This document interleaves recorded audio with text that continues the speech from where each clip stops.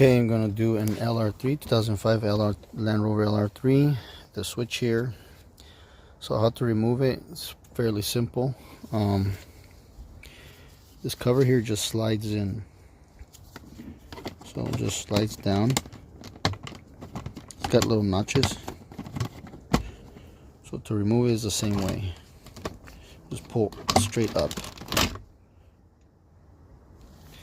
So that allows access for viewing. You have a Torx, the hooks that comes through here. I already took mine off, so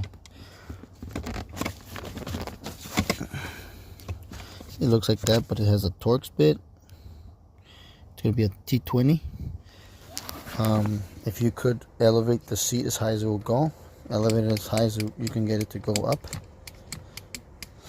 so you can have more room.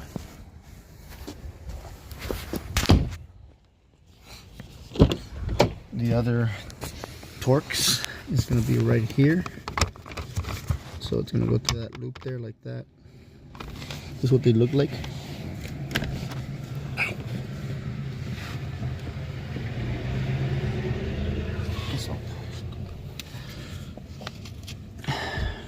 T20. So once you remove this one from the rear,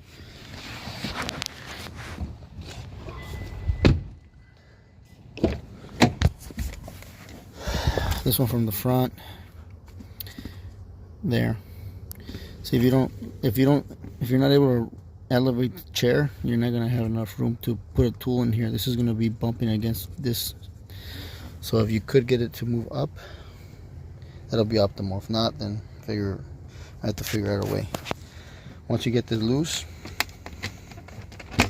you pull up on this. It has a couple locations and a couple of ways.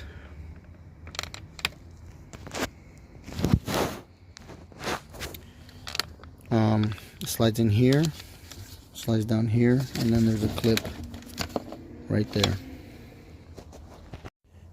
Okay, so these are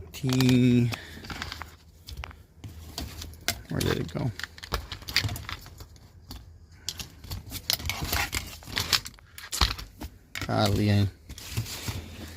Oh, T25 to remove it from here, from the trim.